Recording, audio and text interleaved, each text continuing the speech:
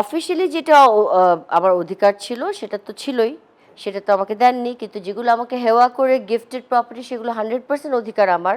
এই সেরা গাড়ি থেকে শুরু করে অ্যাপার্টমেন্ট থেকে জমি থেকে সব নিয়ে নিয়েছে ওনারা। কিন্তু আমার আইন তো অনুযায়ী কাগজ আমার সই নেয় নাই। ওনারা আমার সইকে দে হ্যাভ ফর্জড মাই সিগনেচার। চেষ্টা করে প্রশ্নই উঠে জিজ্ঞেস না। করছেন যে আসলে আমার প্রশ্নই কাগজটা উঠে না। কোথায়? প্রশ্নই আপনি উঠে না।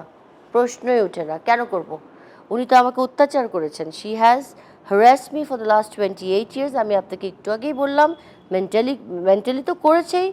আমাকে সে ফিজিক্যালিও মেরেছে তার বাসায় থাকা অবস্থায়। সে ফিনান্সিয়ালি আমার থেকে সব কিছু নিয়ে চলে গেছে। আমি কোনোদিন ওনার কাছে এখনও চাইনি। কিন্তু আমি এখন চাবো। সব চাবো। সো ওনার সাথে আমি কেন যোগাযোগ করব? উনি তো একটা মিথ্যাবাদী এবং উনি রেজভিকে যেভাবে তৈরি করেছে আমি তো ওয়েট করছি যে আমি রেজভির কেসটা সুন্দর করে কিভাবে সবার সামনে তুলে ধরবো। আমি আপনাকে ফাইলটা দিয়েছি, আপনি দেখবেন নিজেও। ওখানে রেজভির কথাটা পুরো বিস্তারিতভাবে লেখা আছে। ওনার বলে মেয়ে লাগবে না তো। আমি আপনাকে আগে এই কথাটা একটু আগেও বলেছি যে ওনার কোনো কথা ভাষা, ওনার কোনো বক্তব্যে কোনো কিছুতে উনি অশ্লীল ভাষা ব্যবহার করে অভ্যস্ত এবং এটাই ওনার ভাষা। এবং উনি অল্পতেই রেগে যান এবং যখন যাকে ইচ্ছা ছোট করে দেন। ওনার সাংঘাতিক প্রাইড এবং উনি সাংঘাতিক রাগী একটা মহিলা এবং উনি এতই রাগী যে উনি কাজে লোকদেরকে অত্যাচার করতেন। ওনার কাজের লোকরাও ওয়েট করছে উনি বাংলাদেশে আসলে কি হবে না হবে সেটা দেখা যাবে। তো উনি অনেক ওনার না ব্যবহারটা সুন্দর না, বুঝছেন? এটাই হচ্ছে মেইন কথা। আর আপনি যেটা বলছেন যে আমার সাথে কেন এরকম, উনি তো আমাকে পছন্দই করেন না। তা আমাকে করবে না তো কাকে করবে? উনি শাবনূরকে করছে, উনি মৌসুমী করছে, ওরা তো ছেলের বউ না।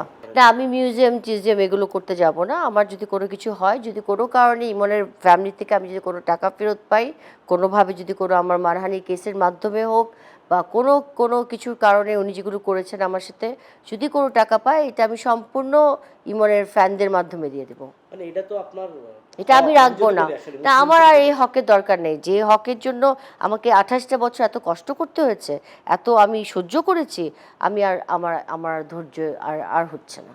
এটা আমি পারবো না। এটা অসম্ভব একটা সিচুয়েশন হয়ে গেছে। এখন আমি আর কোনোভাবেই এটা নিয়ে চুপ থাকবো না।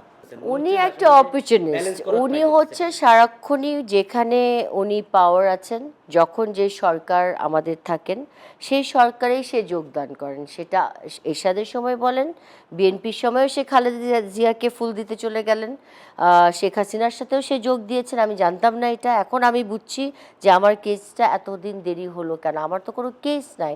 এটা প্রত্যেকটা জায়গা, প্রত্যেকটা ডিভিশনে ডিবি ২ বার, সিআইডি ১ বার, ১৫ বছর জুডিশিয়াল, পিবিআই ১ বার, তারপর আপনার ২ বার পোস্টমর্টেম, ভিসেরা রিপোর্ট, সুরত হাল, সব কিছুতে সুসাইড। তাহলে এটা কেন নিষ্পত্তি হলো না? এটা হলো না বিকজ উনি আওয়ামী লীগের, উনি মনে হয় এটার প্রভাব এখানে ইউজ করেছেন। আর তো কোনো, আমি তো কোনো আওয়ামী লীগ করিনি, উনি করেছেন। উনি নিজেই বলেছেন। প্রতিটা জায়গায় যান, প্রতিটা ডিপার্টমেন্টে গিয়ে খবর নিয়ে দেখেন উনি আওয়ামী লীগও করেছে। উনি এরশাদের সাথেও ওনার একটা মানে ইয়ে ছিল, উঠা বসা ছিল এবং ওনার বাসা যাতায়াত করতেন। যে কারণে ভয়ে এখন বলছে যে ওনারা আসতো আমার সেফটির জন্য। বা আমি চাইতাম না আমার বাসায়, আমি জিজ্ঞেস করেছি কেন আমার বাসায় আসো, তখন বলল কি যে চা খেতে আসি। কি চা খেতে কি ওনার বাসায় যেতে হবে? তো এগুলো সব সম্পূর্ণ একটা, উনি নিজেকে ডিফেন্ড করার জন্য, নিজেকে ডিফেন্ড করার জন্য যে উনি আগে আওয়ামী লীগের সাথে উনি ছিলেন, এটা ডিফেন্ড করার জন্য উনি এগুলো কথা বলেছেন। ওনার কোনো কথা মেনেনি, কোনো ভিডিও, ওনার কোনো ভিডিওতে কোনো কথা মেনেনি। আমার তো ট্রমাটা শুধুমাত্র নীলা চৌধুরী এবং শাহরান এবং আলমগীর কুমকুম পর্যন্তই। আমি এমনকি ইমনের দাদাবাড়িকে কাউকে দোষ দিই না। ওনারা কখনো কিচ্ছু একটা কথাও বলেননি। ইমনের নানা বাড়ি থেকে টুকটাক কথা যা আসছে সেটা কোনো ব্যাপার না। একটা ছেলে মারা গেলে বউকে নিয়ে অনেকে অনেক কথা বলে। কিন্তু ইমনের মা যা ক্ষতি আমাকে করেছেন আর বিল্টু যা করেছে, আমাকে ধাক্কা দিয়ে বের করে আমার বাসা থেকে লক করে চাবি টাবি নিয়ে আমার সব প্রতিবেশীদের সামনে যা করেছেন, ওটা বিল্টুকে আনসার করতেই হবে। হ্যাঁ, এবং সে আমাকে ধাক্কা দিয়ে বের করেছে এবং নীলা চৌধুরী আমাকে যা যা করেছেন সেটাও ওনাকে আনসার দিতে হবে। আমি চাই নীলা চৌধুরীর বিচার হোক। উনি এই দেশে আসুক, উনার বিচার আমি চাই। উনার বিচার আমি এই কারণে চাই যে ২৮ বছর থেকে একটা মেয়েকে এইভাবে কষ্ট ওনার দেওয়ার কোনো রাইট ছিল না। এবং আমাদের দেশে এখন অনেক বাচ্চারা আছে, অনেক মেয়েরা আছে। আমার নিজের বাসায় ২টা মেয়ে আছে। আমি চাবো না কারোর লাইফটা আমার মতো হোক। উনি তো মাদার টেরেসার হতে চান। উনি কথা কথা বলে আমি আম্মা, আমি আম্মা, আমি দেশবাসী, আমার বাচ্চারা। কারা এরা? এরা কারা? এরা সালমান ভক্ত। এরা নীলা চৌধুরী ভক্ত না। নীলা চৌধুরী জোর করে যদি ওনার ভক্ত বানাতে চান, আমার সবচেয়ে দুঃখ লাগে কোনো পোস্টারের মধ্যে দেখবেন সালমান শাহর আগে নীলা চৌধুরী লেখা, নীলা চৌধুরীর নিচে সালমান শাহ লেখা থাকে, নীলা চৌধুরী মানে বড় করে লেখা। হ্যাঁ, আপনি কি বলতে পারবেন সাকিবের মাকে? আপনি কি বলতে পারবেন অমিতাভ বচ্চনের মার নাম কি? আপনি কি বলতে পারবেন আমাকে এখানে বসে এখন যে রেখার মার নাম কি? না। কিন্তু আপনি বলতে পারবেন সালমান শাহর মার নাম কি, কারণ উনি ওটাই চান যে ওনার নামটা এবার আসুক, ওনাকেই সবাই চিনুক। সালমান শাহর সাথে ওনার নিজেরই হিংসা ছিল, উনি চান নাই যে ইমন ওনার থেকে ভালো করুক।